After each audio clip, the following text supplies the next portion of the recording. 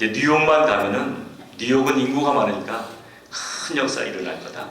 그러고 왔는데 뉴욕에 와보니까 현실은 그렇지 않았습니다. 우리 여기 뉴욕에서 오신 장도 목사님 계시는데요. 뉴욕이 또 각박합니다. 더구나 아파트 응접실에서 시작된 교회에 누가 오겠습니까? 한 명 데려오면 한 명 갑니다. 간신히 한 명을 어디서 데려왔는데 한 명 오면은 그분이 안심하고 떠나는 거예요.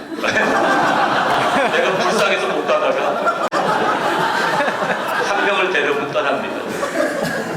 뉴욕에 와가지고요, 산에 올라가서 10번 정도를 기도했는데 다 금식했어요. 올라갈 때마다 하나님이요, 식사를 못하게 하시더라고요. 이번에도 금식하라. 그래서 10번을 금식했는데, 금식하면 교회가 좀 부흥되면 얼마나 좋겠어요. 금식 찾고 하고 내려오면 한 명 또 떠났어요. 그런 식으로 교회가 뭐가 될 것 같지가 않은 겁니다. 첫째로 제가 지명도가 없잖아요. 알려진 인물도 아니고, 그 다음에 뻔듯한 건물도 없고, 그 다음에 무슨 시드 멤버가 없잖아요.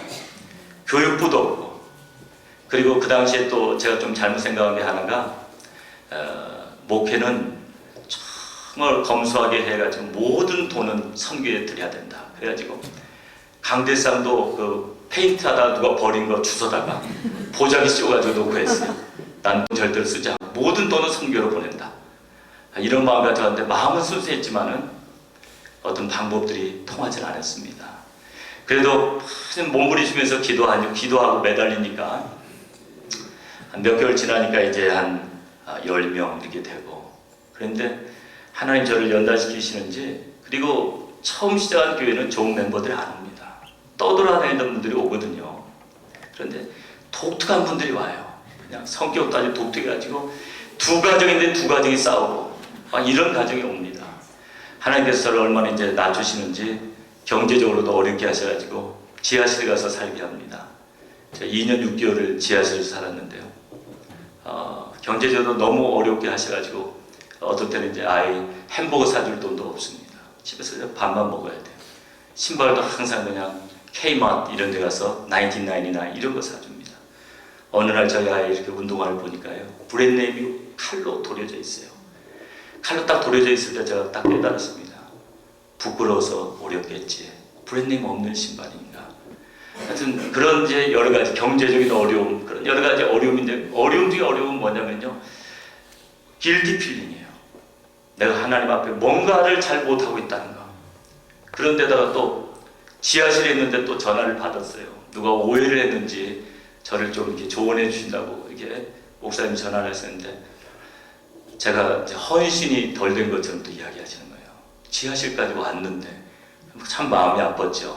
그러면서 저도 길티 필링이 생기고, 그러면서 그래도 최선을 다해보려고, 성경적으로 해보려고 지하실에 있을 때 어떤 가족이 시카고에서 이사 왔는데요. 시카고 홍충희 목사님교회 다니던 가족인데 뭐 갈 데가 없어가지고 우리 집에 와가지고, 원베드룸 지하실인데 우리 세 식구하고 거기 세 식구하고 같이 50일을 살았습니다. 초대교회 좀 해보자. 네 것 내 것 없이 나도 최선을 다해서 도와주고 그리스도의 사랑을 실천해보고 최선을 다해보자. 그 가족하고 같이 있을 때 얼마나 좋아하는지 모릅니다. 같이 저녁에 같이 밥 먹고 아침에 새벽에도 같이 가고, 물론 이제 설교 준비하는 게 참 어렵더라고요. 남하고 같이 살고 그러니까. 그러나 어쨌든 초대교회처럼 공동생활을 한다는데 참 기쁨을 느끼고 이렇게 생활했는데, 이분들이 나중에 좀 돈을 모아가지고 집을 얻은 다음에요, 어느 날 저를 찾아왔어요. 자기들은 이제 비디오 처치를 하겠대요. 비디오 처치. 우리 교회가 성장이 안 되니까 유명한 목사님 그 비디오 갖다가 대형 스크린으로 보는 비디오 처치를 하겠다는 거예요. 나에게 은혜를 입은 사람이 나가가지고 10명이었는데 그 당시에 5명이 나가서 비디오 처치를 하겠다는 겁니다. 하여튼 그런 연락까지 받았어요. 물론 이제 그 문제는 잘 해결이 됐는데, 하나님이 저를 낮추시고 하여튼 개척 초기에 지금도 기억되는 게, 대회 한 명도 안 와가지고 사모만 앉혀놓고 예배드린 적이 몇 번 있었습니다. 근데 그때도 정말 처음에는 처음 사모만 앉혀놓고 드렸던 예배는 정말 감격적이었어요. 저도 그날 너무나 감격해가지고 눈물을 흘리면서 설교를 하고, 사모도 그 설교에서 은혜를 받고, 둘이 예배 끝난 다음에 부둥켜갖고 울었어요. 야, 하나님이 뉴욕을 우리에게 주셨지, 믿어지지, 아멘 하면서 둘이 뉴욕을 우리가 앞으로 뉴욕을 우리가 완전히 우리가 잡을 거다 그러면서 뉴욕은 우리 밥이다 그러면서 그렇게 기뻐했는데 그게 2번, 3번 되니까요 한숨이 나오고 예, 사람은 어쩔 수 없습니다. 환경의 영향을 받습니다. 환경이 점점 어려워지면요 그 영향을 받습니다. 교회가 이제 2년이 다 돼갈 때인데요. 그때 교인이 5명 있었어요. 저희 부부까지 7명이에요. 그러니까 3개월 됐을 때는 10몇 명이었는데 이제 줄어가지고 5명이고요. 주변에서도 옮기라고 그럽니다. 뉴저지로 옮기는 게 좋겠다고. 여기가 지금 사람들이 너무 강팍하니까 안 되는 것 같다고. 그러면서 뉴저지 어느 분이 옮기면은 거기 트레스야스 멤버들이 있고 그러는데 도와주겠다는 겁니다. 와서 목사님들이 뉴저지 와서 오면은 잘 될 거라고. 그래서 뉴저지로 이제 옮겨야 된다는 마음을 가지고 있는데요. 어느 날 주일 예배를 드렸는데 교인 5명 중에서 4명이 무슨 일이 있어 다음 주에 못 나온대요. 어떤 분은 뭐 텍사스를 가고 어떤 분은 캘리포니아를 가고 권사님 한 분만 나온대요. 그 이야기를 들을 때 정말 마음이 그냥 툭 떨어지더라고요. 내가 언제까지 이런 목회를 해야 되는가? 2년 된 교회가 이럴 수가 있는가? 그리고 사모는 또 알게 모르게 자꾸 이제 저한테 압력을 가합니다. 빨리 포기하고 선교지로 가지. 왜 저렇게 붙잡고 있느냐 이거죠. 안 될 것 같으면 빨리 포기하고 선교지 가면 할 일이 태산 같은데 왜 저러고 있을까? 그래서 저도 막 갈등이 생깁니다. 그래서 이제 산에 올라가서 이제 좀 금식 기도를 해봐야 되겠다. 그런데 마침 저하고 교제를 하는 미국 목사님이 자기도 금식 기도를 하겠다는 거예요. 그래서 미국 목사님하고 같이 산에 올라가서 금식 기도를 하는데요. 사람이 너무 낙심하면 기도가 안 돼요. 여러분 경험해 보셨죠? 금식하니까 배는 고프죠. 가면 또 낙심이 되니까 부르짖어지질 않아요. 카페에다가 그냥 머리만 바꿔오는 겁니다. 아침에도 그러고 점심 때도 그러고 저녁 때도 그러고 쥐야 그 소리도 안 나와요. 배고프니까 더 안 나와요. 주리가 그렇게 해서 첫째 날 지나고 둘째 날 지나가고 마지막 날 됐는데 미국 목사님이 오후에 내려가야 된다는 거예요. 근데 그때 저한테 이제 그런 마음이 생기더라고요. 내가 이렇게 살다가 난 이제 끝나지. 오늘은 내가 응답받고 내려가야지. 내가 하나님과 뭔가 결판을 내야지. 그런 마음이 생기더라고요. 그래서 오늘은 정말 내가 아침부터 정말 하나님 앞에 한번 몸부림치면서 기도해 봐야지. 그래서 이제 성전에 들어가서 기도하려고 마음을 먹는데 그런 마음이 들어요. 내가 이렇게 기도할 것이 아니라 우리 믿음의 선배들처럼 숲속에 들어가서 나도 바위 위에 올라가서 한번 기도해 봐야지. 그래서 이제 숲속에 들어갔는데 정말 넓은 바위가 하나 있더라고요. 그래서 넓은 바위 가서 올라가서 무릎을 꿇고 하나님 오늘 응답하지 않으시면 난 절대로 내려가지 않겠습니다. 그런 강한 마음을 갖고 바위에 무릎을 꿇자마자 어디서 힘이 나는지 쥐야 그런 부르짖음이 나는 거예요. 쥐야 부르짖는데요. 제 안에서부터 뭔가 막 빠져나가는 것 같더라고요. 빠져나가는 것 같으면서 눈물 콧물로 회개가 나오고 성령의 음성이 들립니다. 너는 왜 사역에 무거운 짐을 지고 그렇게 괴로워하느냐? 나는 네가 나를 처음 만났을 때 그렇게 나를 뜨겁게 사랑하고 나를 뜨겁게 증거해 주던 네가 좋다. 그 음성을 들으면서요. 그러나 제가 자유함을 얻었습니다. 한없이 한없이 울었습니다. 그리고 결심을 했습니다. 나는 이제 교회 성장 때문에 괴로워하는 그런 목사를 벗어버리겠다. 나는 이제는 오직 복음만 증가하고 처음 주님을 만났던 사랑만 가지고 주님만 사랑하고 한 명도 없어도 좋다. 이런 마음이 딱 들었어요. 우리 교회 한 명도 안 나와도 괜찮다. 사모 한 명만 데리고도 난 땅끝까지 개척교회를 하리라. 아주 강한 마음이 딱 생기면서 기쁨이 그렇게 샘솟는 거예요. 기쁨이. 금식할 사람은 같지 않게요. 힘이 펄펄 나가지고 이제 내려왔습니다. 집에 왔더니 제 그 얼굴이 달라진 걸 보고요. 사모가 무슨 응답을 받았다고 그래요. 그래서 차차 알게 될 거예요. 보여줄 게 없잖아요. 보여줄 게. 응답은 받았지만 뭘 보여주겠습니까? 그래서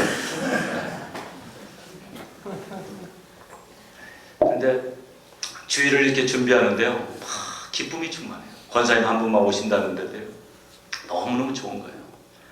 그래서 어차피 권사님밖에 안 올 예배니까요.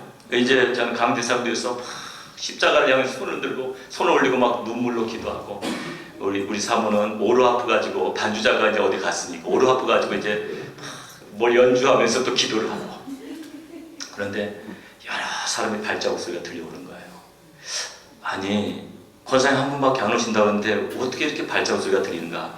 우리 교인들이 아마 이제 내가 불쌍했어서 여행 스케줄을 포기했나? 그리고 강대상에 서보니까요, 20대로 보이는 청년 2명하고 3명하고 50대로 보이는 분 부부가 이렇게 앉아 있는 거예요. 근데 남자는 뭐가 못마땅한지 팔짱을 끼고 안 앉아요. 안 앉고 그 여자분하고 20대들은 잘 앉아 있는데, 나중에 알고 보니까 누구 소개를 받고 왔는데 2년 된 교회라는데 한 명밖에 없으니까 남자는 화가 난 거예요. 이따위 교회가 있는 거야. 예배 안 드리고 가버릴까 그러다가 그래도 예배 안 들어가면 한 해만 혼나지. 그래서 앉은 겁니다. 근데 저는 그분들 딱 보는 순간에 개척교회를 그렇습니다. 내일을 기약할 수 없어요. 한 번 와던 분이 다음 주 온다고 기약할 수가 없어요. 그 모양 보고 뭐 오겠습니까? 한 명밖에 안 하는데. 그래서 그날 막 그냥 산에서 은혜 받은 대로 그냥 십자가를 증가하면서 눈물로 설교를 했더니 그 20대 청년들 중에 우는 사람이 있고 50대 그 집사님이 눈물을 흘리면서 메시지를 받더라고요. 그리고 예배가 다 끝났는데 끝나자마자 그 남자 집사님이 막 가족들 끌고 가려고 그래요.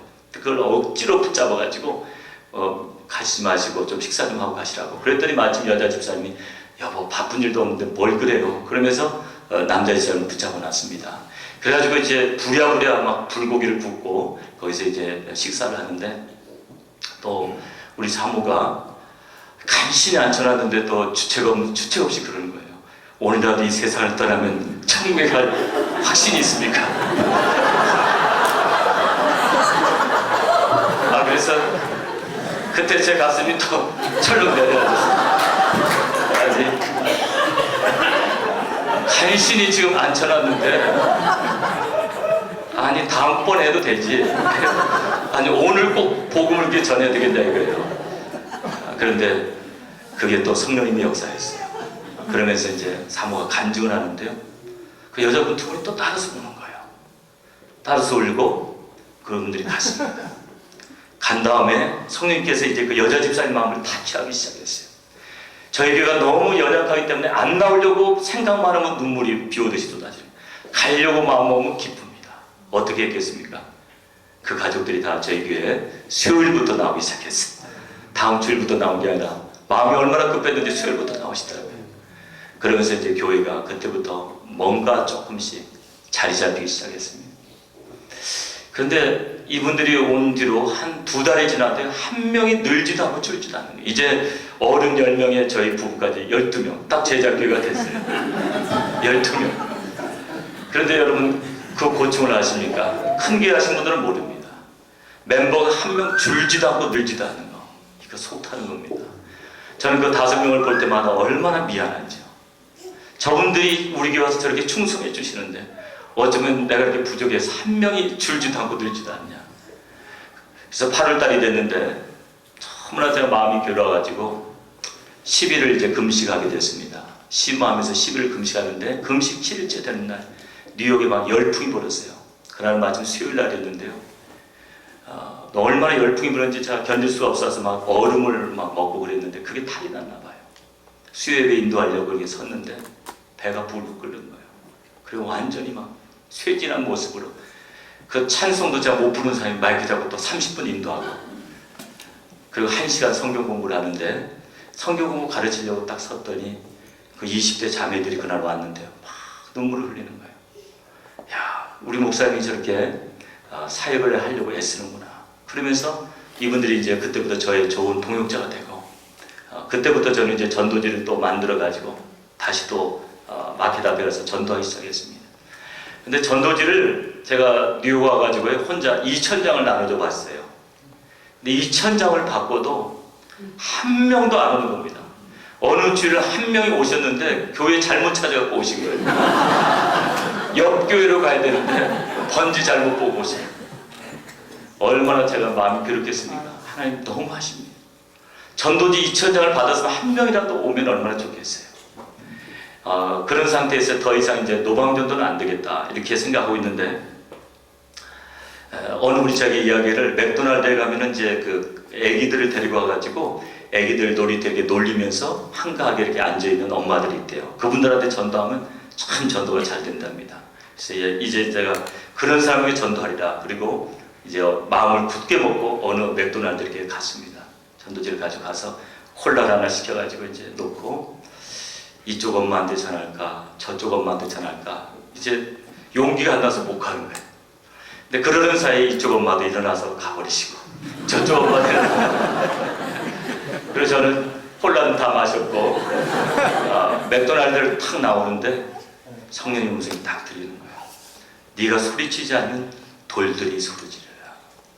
그래서 거기 그냥 주저앉아가지고 강한 회개가 나오니까 제가 못 견뎌서 그냥 거기 쭈그려 앉아서 울었습니다. 아마 저를 아는 사람이 봤더라면 큰 문제 생겼는지 알았을 거예요. 웬 목사가 맥도날드 앞에서 울고 있던가. 그리고 주일을 맞이했는데요. 설교 중에 나도 모르게 그 간증을 해버렸어요. 내가 저번 목요일날 이런 일이 있었다고. 근데 저희 교인들이 다 그냥 같이 울었어요. 그러면서 교인들 마음속에 우리가 전도해야 되지 않겠느냐. 근데 전도의 동기가 그때부터 이제 싹트기 시작한 겁니다. 그러면서 96년을 맞이하면서요. 전 교인이 합심해서 금식기도 하고 전도 폭발 1기 무장 사역을 이제 3명의 캔디데이트를 데리고 시작이 됐습니다.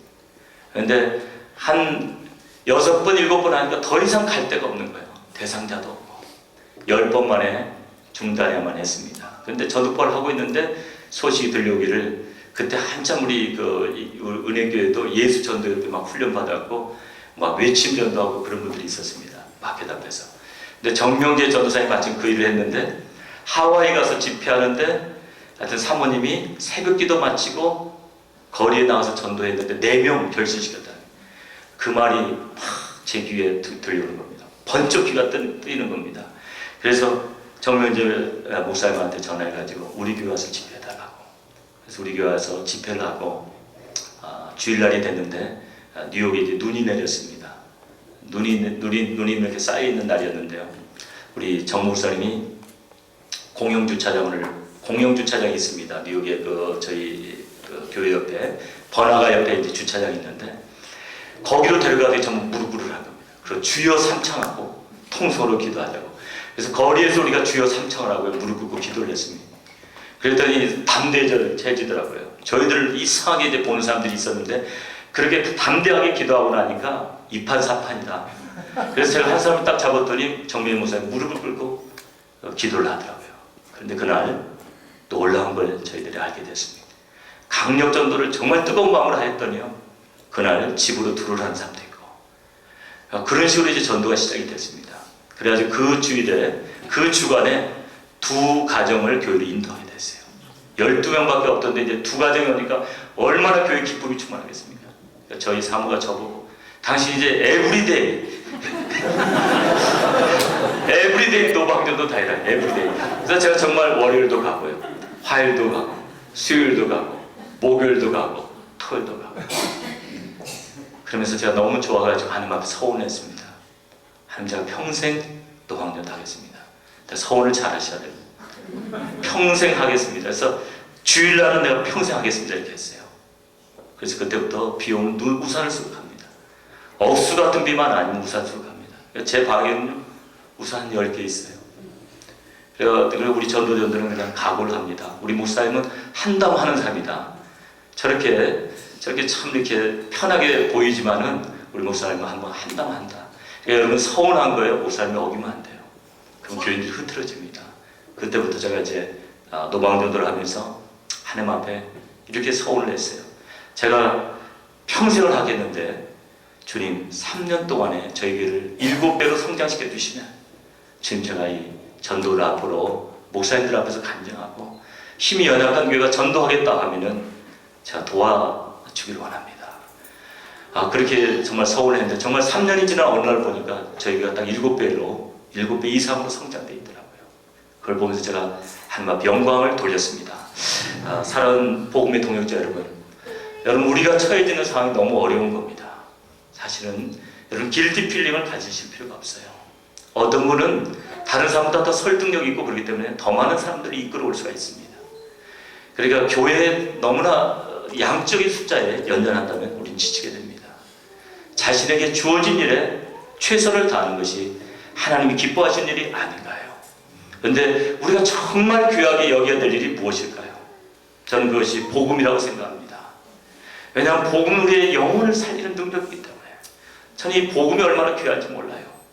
제가 만약에 그 은혜교회를 통해서 전도 폭발 등을 통해서 복음을 듣지 않았다면 저는 지옥 가지 않았겠습니까? 그렇기 때문에 저는 이 복음만은 정말 이 복음만을 귀하게 여겨야 된다. 그리고 평생 내가 귀하게 여겨야 될 것은 그 십자가의 은혜다. 사랑하는 동역자 여러분, 정말 우리가 십자가의 은혜에 감격하고 감격할 수 있다면요, 지금 우리가 처해져 있는 환경이 아무리 어렵다 할지라도, 교회가 좀 어렵다 할지라도 그건 문제가 아닙니다. 정말 우리가 복음을 복음대로 전하기만 한다면요, 우리 하나님 기뻐하시지 않겠느냐 이겁니다. 예수님께서 친히 피 흘려주신 것이 복음인데요. 제가 거리에서 이렇게 전도를 결심하기까지는요, 그 많은 동기들이 많이 있었어요. 저는 평신도 전도자들이 하는 그 전도 테이프 갖다 놓은 거예요. 수도 없이 들었어요. 양경의 집사 테이프도 3번씩 들으면서 무릎 꿇고 울면서 들었어요. 집사가 저렇게 애쓰는데 주님, 이 목사에게 뭡니까? 그리고 저는 깨달은 게 있습니다. 우리 목사님들은 양이 양을 낳지 목자가 양을 낳는다고 그러잖아요. 목자가. 아니, 목자는 왜 양을 못 낳습니까? 제가 질문하고 싶은 건데요. 목자는 왜 양을 못 낳습니까? 아니, 지금 이게 성별이 달라가지고 목자는 종류가 완전히 다르기 때문에 못 낳습니다. 아닙니다. 베드로가 전도 시범 보였잖아요. 사도 바울이 전도 시범 보였잖아요. 목자로서. 그래서 저는 그걸 제 마음속에 탔어요. 교인들이 전도하려면 내가 전도의 시범을 보여야 되고, 내가 아무리 바빠도 전도자가 돼야 되겠다. 이제 전도를 많이 하다 보니까 이제 저희 교회도 자꾸 타성이 붙어요. 정말 저희 교회 전도에 불이 붙었을 때는요, 정말 96년대는 얼마나 제 가슴이 뜨거웠는지요. 정말 성경에 나와 있는 것처럼 사도행전 20장에 나와 있는 게 있죠.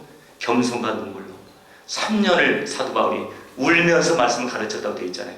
거리에 나가면 막 눈물이 이렇게 쏟아져요. 예수 안 믿는다면 그 영혼이 그렇게 불쌍해져요. 그러니까 우리가 복음을 전하되 예수 전도협회는 한 가지 흠이 있어요. 얼굴이 시뻘게 돼가지고 막 씩씩거리면서 그러면 안 됩니다. 겸손과 눈물로. 저는 강력 전도를 하되 절대로 우리 전도된다는 얼굴 이렇게 막 씩씩거리면서 하지 말라고. 이렇게 좋은 복음을 겸손과 눈물로, 사도 바울의 방법대로. 정말 우리가 겸손과 눈물로 복음을 전한다면요, 어려울 교회가 없습니다. 내가 할 수 있는 사명을 다하는데 뭐 어려워요. 그리고 복음 전하지 않고 교회 성장한다고 해서 기뻐할 일은 하나도 없습니다. 수평 이동하는 것 때문에 기뻐할 일은 하나도 없습니다. 특별히 저는 제 아우들이 다 목사이기 때문에요, 그런 생각을 해봅니다. 한 타운에 제 아우 목사 교회 2개 있고 제 교회 있다. 근데 제 아우 목사 교회에서 우리 교회로 온다. 제가 기뻐하겠습니까? 그건 기뻐할 일이 아닙니다. 정말 우리가 복음을 귀하게 여기고 복음의 해답을 얻는다면 우리는 정말 무엇보다도 큰 것을 얻는 겁니다. 사랑 복음의 동역자 여러분, 우리가 전해주는 복음 때문에 한 사람의 영혼이 새 생명을 얻는다면, 그리고 저는 하나님 앞에 소원한 바가 있었어요. 그래도 제가 무슨 결과가 있어야지 그래도 간증을 할 거 아닙니까? 지금 미국의 그 통계가 나와 있는데요, 노방전도를 통해서 교회로 인도되는 퍼센테이지는 1%가 안 됩니다. 대부분 다 관계전도예요. 그래서 저도 관계전도에 지금 굉장히 주력하는데요, 그러나 그리스도의 심장을 가지고 사도 바울이나 베드로처럼 노방전도를 한다면 그 노방전도의 1%의 벽도 깨져야 돼요. 저희 교회는 20%까지 그걸 끌어올려놨어요. 그래서 저희 교회에 노방전도를 통해서 와서 일꾼이 된 사람들이 있습니다. 찬양 인도자도 노방전도 통해서 온 사람이고, 청년회장도 노방전도 통해서 온 사람이고, 청년부에는 굉장히 많습니다. 우리가 정말 그리스도의 심장을 가지고 복음을 전할 때 역사는 일어날 수가 있습니다. 복음은 굉장히 능력인데요, 불을 붙여서 던져야지 폭발을 하죠. 그냥 불을 안 붙여 던지면 찰과상밖에 못 읽는다고 어느 목사님께서 써놨더라고요. 근데 복음에 불을 붙이는 방법이 뭡니까? 그게 눈물입니다. 그게 성령의 능력입니다. 정말 내 마음이 성령의 능력으로 충만해지고 뜨거워져가지고 거리 나가서 복음을 전한다면 오늘도 영혼들은 인도될 수 있어요. 특별히 LA는 뉴욕보다 더 우호적이에요. 제가 다른 도시에서 전도를 해봅니다. 워싱턴 DC 가서도 해봤고요. LA에서도 해봤습니다. LA가 더 잘 됩니다. 노방전도가 훨씬 잘 됩니다. 뉴욕보다 훨씬 잘 됩니다. 그러니까 정말 우리 마음이 뜨겁기만 한다면 역사는 일어납니다. 오늘은 아마 이렇게 좀 여러분이 자유스러운 시간 같아요. 근데 제가 좀 스트레스를 안 드렸으면 하는데, 복음에 대한 것은 여러분이 스트레스를 받지 마시고 정말 이렇게 간절함을 섬기셔야 됩니다. 정말 우리 모든 동역자들이 이거 하나만은 저는 확신해요. 다른 건 몰라도요, 정말 복음에 대해서 뭔가 영적 부담감이 있어야 돼요. 내가 이걸 전해야 된다는 부담감이 있어야 되고요, 성령의 능력 받아서 이걸 가지고 나가야 된다는 부담감이 있어야 됩니다. 정말 내 교회를 부흥시키기 위해서가 아니라 주님께서 주신 사명이기 때문에 우리 이걸 전할 마음이 있어야 돼요. 90년대 하나님께서 마음에 이렇게 제 마음을 불타게 하시는데요. 어느 정도로 이제 불타게 하시냐면요, 화장실 가서 줄 서 있다가 앞에 있는 사람한테 복음 전해요. 선생님 교회 나가세요. 근데 여러분, 화장실에 있는 사람한테 복음 전하면 인상 쓸 것 같습니까? 안 그래요. 고맙게 여겨요. 얼마나 귀한 거면은 이렇게 화장실까지 와서 전할까? 얼마나 귀한 거면은. 그렇잖아요. 우크라이나에 가서 통역 써가지고 전했더니 얼마나 잘 듣는지 몰라요. 노방전도를 했더니 얼마나 복음이 귀중하면 통역까지 써가지고 이 사람에게 이걸 전할까? 그렇지 않겠습니까? 한 번은 은행 앞에 있는 어떤 자매에게 복음을 전하러 갔습니다. 은행 앞에 이제 차를 이렇게 대기시켜놓고 누군가를 기다리고 있습니다. 가서 뚝뚝 두드리면서, 두드렸더니 문을 열어줘요. 자매님, 예수 믿으십니까? 안 믿는데. 교회 나가십니까? 안 나간대요. 근데 그 자매에게 복음을 전하는데요, 잠깐 제 간증을 했어요. 내가 사춘기 때 염세에 빠져가 자살을 기도했던 사람입니다. 근데 하나님의 은혜로 내가 복음 받아들이고 내가 영원한 생명을 얻었다. 그런데 그 자매의 영혼이 불쌍해져서 그냥 눈물이 쫙 나는 거예요. 그런데 그러자마자 자매가 갑자기 막 눈물을 흘리면서요, 핸들에다가 머리를 감고 막 울기 시작하는 거예요. 저는 옆에 서서 울고, 중년 남자는 서서 울고, 20대 초반의 처녀는 핸들에다 머리를 묶고 울고, 다른 사람이 봤으면 이게 something happened. 조금 있으니까 은행에서 동생이 나옵니다. 동생을 붙잡고 또 말씀을 전하는데 동생도 감동을 받아요. 너희 두 사람 내일 8시까지 우리 교회가 어디 있는데 거기 와라. 근데 보통 거리에서 그렇게 말하면 100% 안 옵니다. 끌고 가자면 안 와요. 그런데 그날 확신했어요. 성령께서 그들을 타치하셨기 때문에 그 다음 그 사람들은 반드시 올 거라고. 근데 그 다음날 정말 왔습니다. 그리고 그들은 유학생인데 이제 은혜를 까먹은 겁니다. 타락해버린 겁니다. 그런데 그들이 회복하고 성가대원이 되고 좋은 일꾼들이 됐습니다. 몇 가지만 더 드리겠는데요.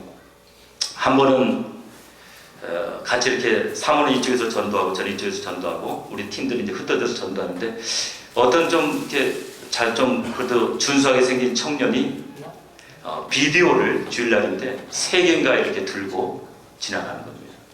근데 그 사모가 그 청년을 붙잡더니요, 담벼락에다 붙여놓고 팍 부흥 강사처럼 말씀을 막 30분을 막 증거하는 거예요. 복음을. 근데 보니까 이 청년 얼굴이 뻘게 가지고 듣고 있는 겁니다. 듣고 있는데 이 청년이 이제 나중에 이제 우리 교회 와서 정착하게 됐는데요. 이 청년은 사연이 있었습니다. 미국 시민권자인데 한국으로 결혼하러 나갔습니다. 나갔는데 결혼식 전날 선배가 불러내가지고 눈사롱에서 술을 먹였어요, 신랑은. 같이 이제 친구가 운전하는 차를 타고 이제 돌아와야 되는데 친구가 술 취해가지고 잠이 드는 바람에 자기가 대신 운전을 하고 제사망관교를 건너오다가 제사망관교가 길거든요. 잠이 들었습니다. 잠이 들어가고 신사동 노타리에서 오렌지족을 치워버렸어요.